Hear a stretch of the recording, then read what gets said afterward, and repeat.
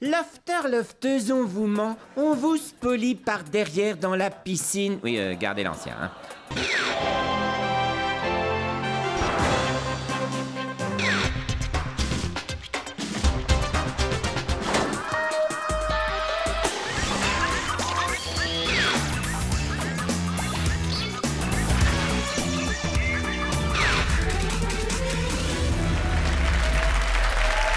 Aujourd'hui, c'est Étienne Moujotte, vice-président de TF1, qui nous accompagnera tout au long de ce journal. Avec lui, nous reviendrons sur Loft Story. Pour la première fois, l'émission d'M6 était programmée en même temps que le Big Deal sur TF1. Alors, Étienne, comment ça s'est passé? Bien. Ah. Patrick Lelay, le président de TF1, devait être avec nous, rien de grave. Non, il est à l'hôpital avec une fissure anale. Ah? Oui, hier, on s'est fait défoncer par M6. Ah oui, bon, on va y revenir, hein. Avant cela, impossible d'échapper à Loft Story. Les magazines font leur une dessus. Certains quotidiens y consacrent 5 pages d'analyse. Quant au CSA, il a enfin réagi à cette télé-poubelle et a fait connaître son point de vue. Oh, ça suffit maintenant. J'ai vu les images sur Internet. La Loana, là, elle couche avec tout le monde. Ah ouais, se laisse faire, elle dit rien. Elle est super naïve et en plus, il suffit de lui demander, elle couche celle-là. Bon, c'est honteux. Il faut faire quelque chose. Il faut interdire l'émission. Non mais t'es con quoi. Il faut la convoquer devant le CSA et qu'elle s'explique. Ah ouais, réunion chez moi. J'ai une piscine. Ouais. Vous avez regardé Loft Story, Monsieur Chirac? Non. C'est une émission très populaire, les gens regardent beaucoup. J'aime beaucoup Love Story. Loft. Love of Stuff Story, si vous voulez employer le mot savant. Je suis féru de ce genre de jeu éducatif qui donne à voir la profondeur du pays. Oui, non, les gens regardent, mais ils détestent. Ils disent que c'est une émission honteuse. Et que j'ai toujours dénoncé. Non à Love of Stuff Story, c'est d'ailleurs un des thèmes de la campagne que je développerai le 6 mai à Valoris-Plage. Pourtant, les 15-25 ans sont 71% à regarder tous les jours. Et ils ont raison. Vive Love of Stuff Story. Et à bas les vieux cons de Valoris-Plage. Oui, pas encore un avis très clair, donc. Vous avez raison. Restons plutôt dans l'écologiste-holographie, sujet que je maîtrise mieux. Oui. Excusez-moi, mais l'actualité Primo me signale que le remplaçant de David dans Love Story est arrivé. Nous avons les premières images de l'arrivée de Fabrice, c'est son nom. Salut, bienvenue dans Loft. Ouais, bonjour, ouais. Je suis venu baiser Loana, elle est où? Voilà, non, là, je ne comprends pas que tout le monde ne parle que de cette émission. C'est honteux. International, avec la visite du Premier ministre marocain ce matin à Matignon pour évoquer la situation au Sahara occidental. Bienvenue. Ouais, bonjour, oui. Je suis venu baiser Loana, elle est où? Un succès international, cette émission. Télévision, le CSA a tranché. Les gens du Loft bénéficieront de 2 heures non filmées dans une pièce isolée, et ça tous les jours. On est d'accord, hein, 2 heures où ils pourront faire ce qu'ils veulent à l'abri des caméras. Oui. Tout ce qu'ils veulent. Ah oui. Tout, mais alors tout ce qu'ils veulent. Putain, mais faut y mettre des caméras. Bah, tu m'étonnes, qu'est-ce qu'elle va prendre, Loana, pendant ces 2 heures hein? Et puis télévision, Loft Story continue de susciter des polémiques au sein du CSA. L'histoire de nomination, là, c'est intolérable. Oh, c'est même insupportable. Eh oui, jamais Loana aurait dû être nominée. Mais oui, faut pas la virer. Elle est à 2 doigts de rebaiser avec Jean-Édouard, ou Christophe, ou Philippe, ou une poule. Vous inquiétez pas, elle sera pas virée. Les Français ont viré les 2 Arabes et le PD. Et alors? Bah, ils vont virer Julie, elle est noire. Que Dieu vous entende.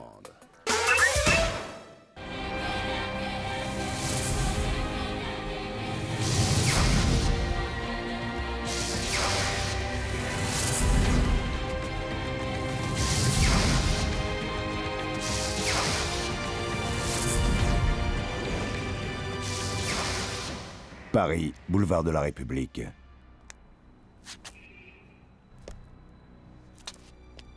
«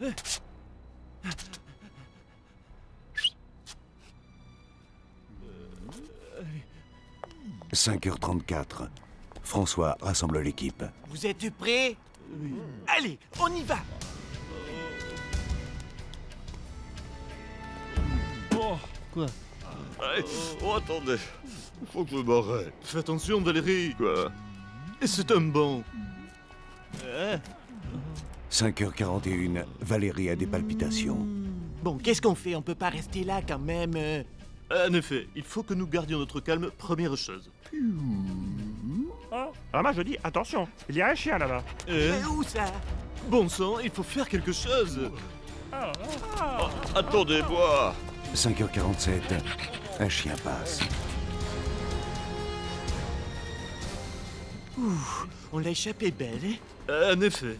Allez, du courage, on repart. Ah là-bas, je dis. Et Valérie? Et tant pis pour lui, c'était un poids pour nous tous. Il connaît la règle, hein? 5h53, Valérie quitte le groupe. Tu es sûr que c'est le bon chemin? Ben oui, je crois. Eh les seigneurs, vous avez pas une petite pièce? 5h58, un homme interpelle le groupe. Là-bas, je dis, ça va trop loin. Cette fois, j'appelle mon chauffeur. Non, ça on ne l'utilise qu'en cas de danger extrême. Enfoiré, là. On n'y arrivera jamais. François, on va y arriver, crois-moi.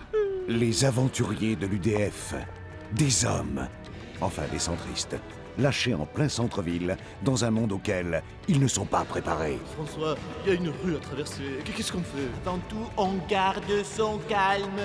Les aventuriers de l'UDF. Eh ben, ils sont pas près d'arriver à l'Élysée, ceux-là. Voilà, sans transition télévision, demain c'est la première de Loft Story 2, un rendez-vous très attendu par les jeunes téléspectateurs. Le suspense, c'est bien sûr qui seront les 11 candidats qui entreront dans le Loft. En exclusivité, nous avons les noms et les photos. Entreront donc dans le Loft demain Julia, Romain, Sandra, Grégory, Sabine, Thomas, Didier, Franck Leboeuf, Jean-Marc, Jessica et Marlène. Il y en a au moins un qu'on aimerait voir rester jusqu'à la fin de la Coupe du Monde. Cette année encore, vous allez vivre une aventure exceptionnelle. Celle de milliers d'hommes et de femmes venus de toute la France pour tenter de saisir la chance de leur vie, devenir de véritables stars de l'UDF. Un jury composé de professionnels du centrisme va les écouter et les regarder. Et happy face pour tout le monde, hein?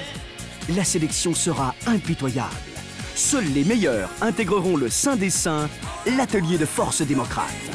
Ils y apprendront le métier de centriste, à faire un programme, des meetings de centristes et à se présenter à une élection. Alors si toi aussi, tu veux devenir une véritable UDF star, c'est now!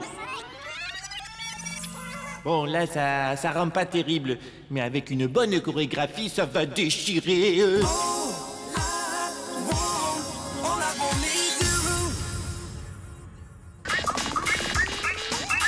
Voilà, sans transition, télé-réalité qui va toujours plus loin. Ce soir sur M6, l'émission J'ai décidé de maigrir, où l'on suit pendant 4 mois 6 concurrents qui tentent de perdre des kilos. Une émission regardée dans le monde entier. Mon Dieu, j'espère que Stéphanie va réussir à les perdre, ces 12 kilos. Oui, avec un régime dissocié, c'est facile. Par contre, Isabelle, perdre 45 kilos grâce à l'acupuncture, je doute. On aurait dû s'inscrire, on aurait gagné facile. Ah non, il y a des règles strictes. Ils ont droit ni à la famine, ni à la misère comme régime. Ah, dommage. En tout cas, qu'est-ce qu'elles sont moches, leurs femmes en Europe. Eh oh, les Africains, ça va, hein, chacun ses problèmes. De toute façon, le titre de l'émission, c'est « J'ai décidé de maigrir ». Vous n'avez rien à faire, là. Hein. Voilà, sans transition, télévision dont on peut parler. Sur TF1, une émission de télé-réalité avec des hommes politiques ne verra peut-être jamais le jour. Patrick Lelay, Étienne Moujotte, vous êtes les patrons de TF1 et le Premier ministre a interdit à ses ministres de participer à cette nouvelle émission, c'est ça? Oh, le salaud! Après tout ce qu'on a fait pour eux! C'est sûr, oui. Mais c'était quoi le concept exactement? C'était génial! On mettait un homme politique 3 jours chez des gens et on lui filmait le cul quand il sortait de la douche. Non, Patrick, non. Il s'agissait de montrer un homme politique tel qu'en lui-même, avec des vrais gens bien choisis, rapprocher les gens et la politique, quoi. Ah oui, voilà, oui, c'est ça. Nous voulions réconcilier les Français avec la droite. Avec la politique, Patrick, avec la politique. Oui, avec la politique, de droite. Et donc, ça ne se fera pas. Hélas. Vous avez une solution d'emplacement? Ouais, on va reprendre le même concept, mais avec des putes et des bellâtres. Ils vont chez des gens et ils baissent pendant 3 jours. Ah, oh oui, vous avez raison, hein, faut faire ce qu'on sait faire.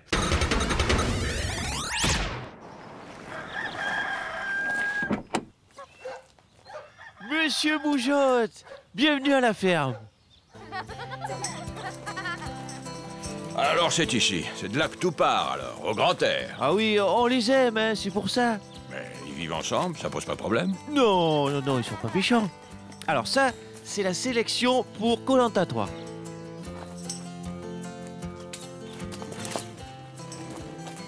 Bien. Et pour la Starac 4, t'as déjà quelque chose?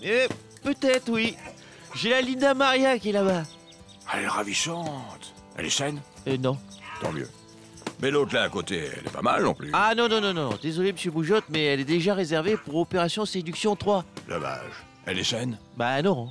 Par contre, j'ai quelque chose d'intéressant à vous montrer. Ah. C'est ma Katia Lastarakin. On l'a couplée avec Greg le millionnaire. Oh, comme il est mignon. Et c'est quoi, mâle ou femelle? Oh bah tiens, ça j'ai pas demandé. En tout cas, c'est un futur candidat de toute façon, hein, c'est déjà pas mal. C'est bien de vouloir améliorer la race comme ça. Oui, hein, et puis je vais faire aussi des essais avec le Jean-Pascal et la Nolwenn de la Starac 2. Vous faites bien votre travail, vous savez. Vous êtes courageux. Oui, mais c'est pas facile, hein, des fois, parce que bon... c'est peut-être que des candidats, mais des fois, on s'attache.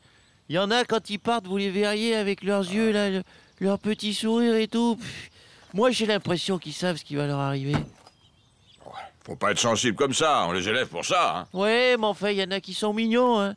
Des fois, j'aimerais en garder un. Je te comprends. Les candidats de télé-réalité, ils sont beaux. Il ne leur manque que la parole. Allez.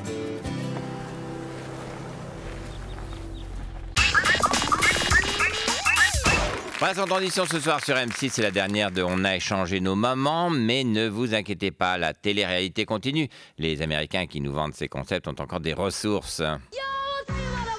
Vous avez aimé On a échangé nos mamans, l'émission où les enfants voyaient leur maman partir pendant 2 semaines, remplacée par une inconnue. Alors, vous adorez la nouvelle émission de la rentrée prochaine. N'allez pas dans la chambre, hein, les enfants. Maman fait la sieste. On a éventré vos mamans.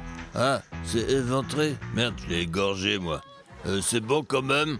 Il y a encore 2-3 réglages et ce sera prêt pour la rentrée. Voilà, sans transition, télévision, les jeux de télé-réalité vont vraiment de plus en plus loin. Regardez. C'est le plus grand casting de l'année. Cette fois encore, ils ont été plus de 210 000 candidats, hommes, femmes, enfants, à répondre à l'appel du nouvel immigrant. Leur rêve, faire partie de l'immigration choisie pour obtenir le droit de venir travailler en France. Face à eux, un jury exigeant, composé de personnalités incontestables. Après Bucarest, Pékin et Dakar, les sélections se déroulent aujourd'hui à Bamako. Bonjour, comment tu t'appelles? Driss. Et qu'est-ce que tu vas nous raconter comme histoire, Driss? Voilà, je suis opposant au régime, j'ai déjà été arrêté et torturé plusieurs fois. Il faut que j'aille en France, que je quitte ce pays. Quoi, Jacques? Ouais, bof. Pour moi, c'est non. Pour moi aussi. Et pour moi aussi. Ça fait 3 noms. Désolé, Driss. Bonjour, je m'appelle Abdallah. Pour moi, c'est non. Elle a rien dit encore. Allez-y, Abdallah. Je veux partir d'ici pour travailler en France et avoir une chance de m'intégrer dans la société française. Parce qu'ici, c'est la misère. Je dors dans les rues le soir. Je suis prêt à travailler dur pour réussir. Les Africains, ils aiment la France. C'est le pays où on veut aller. Bah tiens, Jacques. Ouais, il y a quelque chose. Oui. Pour moi, c'est non. Il est nul. Il n'y a aucune émotion qui passe. Je ressens rien. Puis on en a déjà plein des comme ça. Pour moi aussi, c'est non. Ça fait 2 noms et un mouet. Désolé. Le jury est encore une fois impitoyable. Aucun nouvel immigrant ne fera le voyage en France. La semaine prochaine, dans Le Nouvel Immigrant, vous verrez comment les candidats de Copenhague ont réussi à époustoufler le jury par leur talent. Pour moi, c'est oui, oui, oui et re-oui. On prend tout le monde, le casting est bouclé, pas la peine d'aller au Maghreb.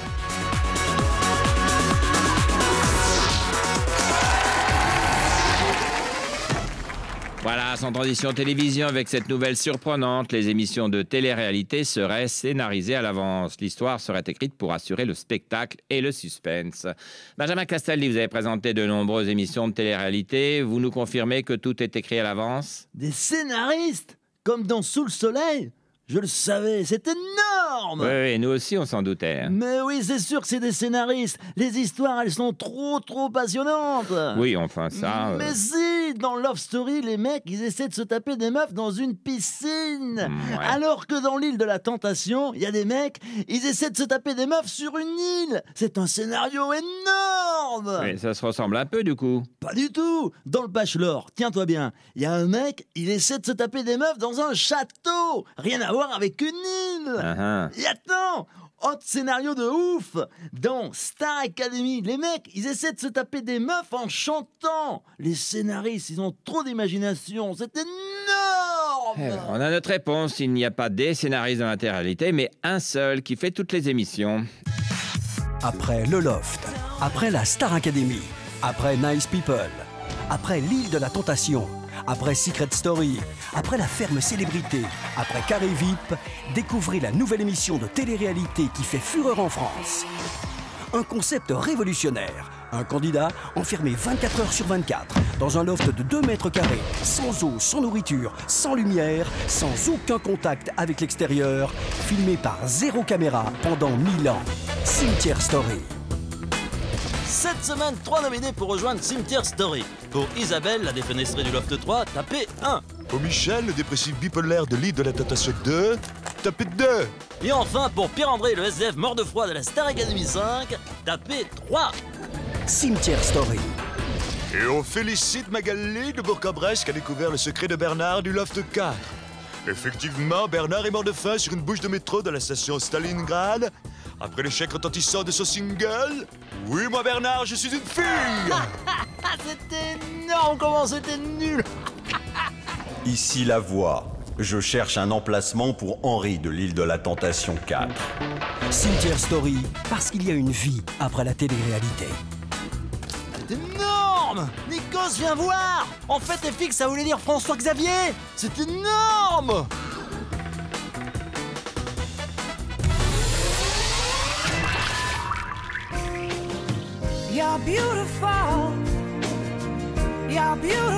Découvrez la nouvelle saison de L'amour est dans le pré. Avec cette année, Frédéric, Roselyne, François, Luc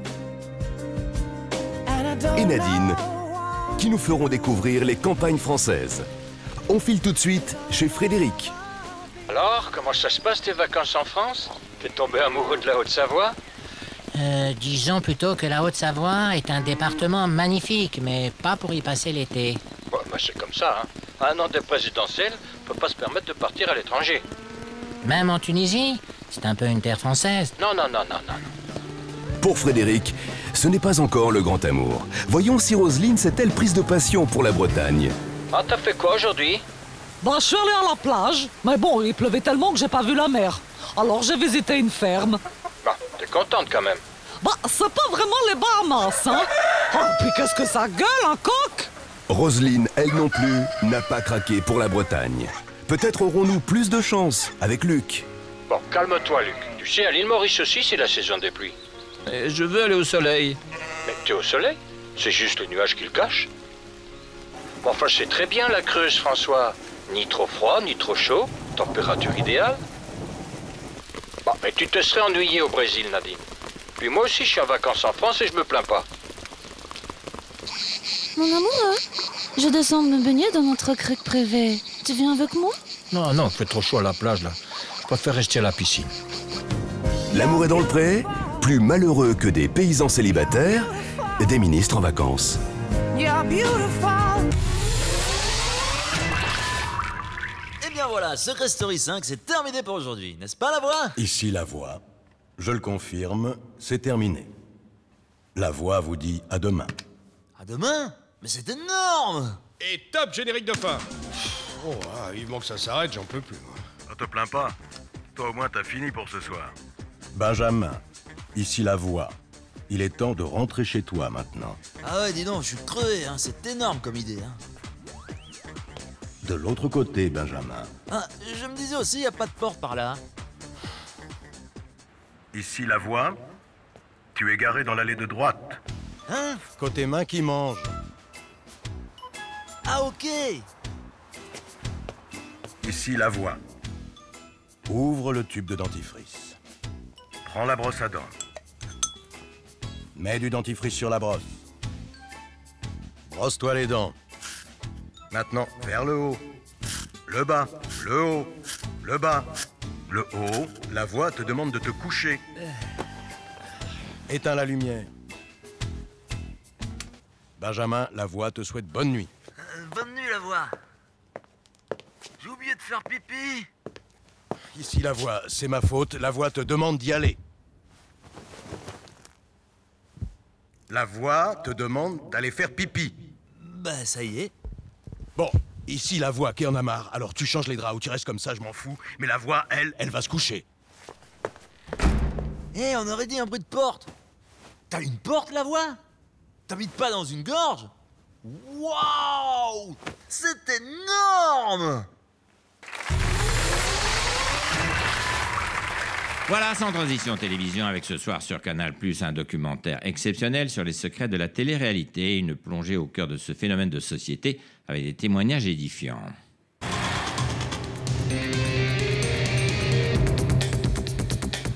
Eh ouais, ça nous a broyé la télé-réalité. Moi, sans ça, j'aurais pu être médecin ou avocat, sûr. Hein. Eh ouais, bah ouais. Mais vous avez fait des études, Stevie? Bah non, il n'y avait pas d'école dans le loft. Eh ouais, bah ouais, à réfléchir. Attendez, mais c'est énorme! Vous faites une émission sur les secrets de la télé-réalité? Et pourquoi c'est pas moi qui présente? Non, mais c'est sur les secrets de la télé-réalité en général. Mais moi, je les connais tous, les secrets, c'est énorme! Benoît, c'est pas un homme, c'est une femme. Aurélie, elle est tatouée de la tête aux pieds. Sylvain, il a 2 sexes. Jonathan, il a 12 doigts de pied, c'est énorme! Il doit être super stable, hein. Oh, c'est dur la télé-réalité. Moi, je suis devenu une star du jour au lendemain, alors que je n'avais jamais rien fait de ma vie. Et quand l'aventure s'est arrêtée, je suis redevenu anonyme. La chute est douloureuse. Le vrai problème de la télé-réalité, c'est que les candidats ne réfléchissent pas à ce qu'ils disent et que les producteurs ne réfléchissent pas à ce qu'ils font. Vous connaissez déjà un dîner presque parfait où des candidats s'affrontent pour devenir le meilleur hôte de la semaine. J'ai trouvé sa présentation de table très soignée, mais le dessert était à peine chaud. Je lui mets un 6. Vous connaissez aussi 4 mariages pour une lune de miel, l'émission de TF1 où 4 mariés s'affrontent selon le même principe. La robe de mariée était magnifique. Mais alors sa coiffure, quelle horreur. Je mets 5. Découvrez la toute dernière déclinaison du concept. Cette semaine, 4 candidats sont prêts à tout pour l'emporter face à leurs camarades. Parmi eux, Jean-Luc, fonctionnaire atteint d'une tumeur à l'estomac. Eric, sans emploi, qui lutte actuellement contre une sclérose en plaques. Djibril, qui lui souffre d'insuffisance cardiaque. Et enfin Brigitte, victime d'un accident de la circulation et d'une double fracture du bassin.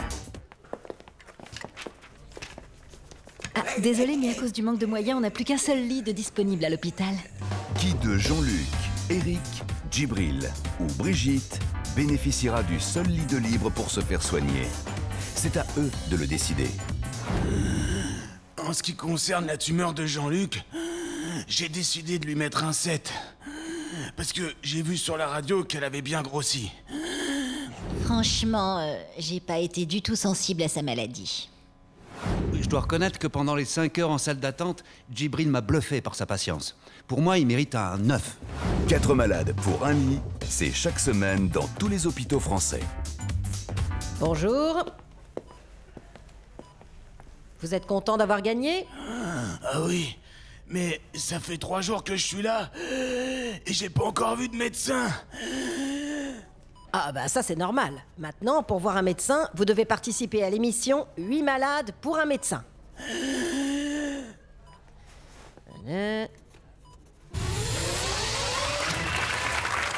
Voilà, pour finir, on revient à la télévision avec cette formidable initiative de la chaîne créative des 8, une télé-réalité avec des hommes politiques. On voit ici Michel Alliot-Marie déguisé. Avant même sa diffusion, l'émission est déjà très critiquée, mais il y a plus choquant encore, comme ce Français moyen qui s'est déguisé pour se faire passer pour un homme politique. Franchement, Président, c'est beaucoup plus dur que ce que je pensais. Quelle honte. Et puis là, le déguisement, il se voit vraiment, hein. Ils sont 9. Ils ont tous marqué l'histoire de la politique ces dernières années d'une manière ou d'une autre.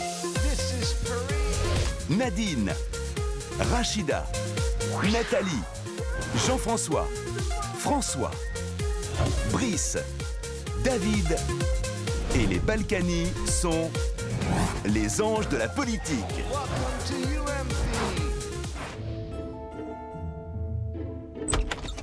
Jean-François, tu peux me dire où sont mes roues? Tes roues? Bah, les roues de la bagnole que je devais prendre pour aller en meeting. C'est rigolo de les avoir planquées, mais maintenant, faut que j'y aille. Bon, alors là, je te jure que c'est pas moi. François, il croit toujours que c'est moi qui lui fais des crasses. Alors je suis peut-être celui qu'il déteste le moins à l'UMP. Les anges de la politique. Ils doivent cohabiter ensemble à l'UMP pour se construire un nouvel avenir. Ce matin, Rachida et Nathalie doivent aller distribuer des tracts sur un marché du 5e arrondissement. Oh, ça craint le 5e, non? Je ne sais pas, je ne suis jamais allée. David, si tu m'accompagnes dans le 5e, je te paye un resto. D'accord. Si tu viens avec moi, je te paye 3 repas. Ah, désolé, hein, mais je préfère aller avec Rachida. Bah, c'était du bon sens, hein. Entre une qui voulait m'acheter un restaurant et l'autre qui me proposait que 3 repas, franchement, qui aurait hésité? Les anges de la politique. Des candidats qui vont vous faire regretter ceux de la télé-réalité. De leur côté, Brice et Nadine cherchent un média pour aller défendre leur ami Nicolas Sarkozy. Bon alors, on élimine tout de suite France Inter. Il y a que des gauchos. Pujadas aussi pète les couilles. France 3, c'est pour les vieux. Roselmack? Ça va pas, non? Pourquoi pas un Auvergnat aussi? Bon bah, Brice, c'est Brice, hein, on le connaît, hein. Au moins, quand il est pas d'accord, il tortille pas du cul. Oh, mais c'est insupportable. Absolument. Ah, mais c'est quoi ce bordel? Ah, j'ai mon portable qui a disparu. T'es sûr? Ah, il était dans mon bureau. Attends, je vais t'appeler pour voir si tu l'entends. Ah. Hein? Oh bah ça alors, il t'est tombé dans ma poche. Pendant que tu y es, Patrick, rends-moi aussi mon portefeuille. Bravo. Et voilà. Qui est-ce qu'on soupçonne encore? Les Balkany. Alors qu'on n'a rien fait. D'ailleurs, j'ai un témoin qui peut le prouver. Oui, moi, Isabelle Balkany. Les anges de la politique, saison unique jusqu'en 2017. Voilà, maintenant, vous pouvez éteindre la télévision et reprendre une activité normale. Allez, ciao, bonsoir.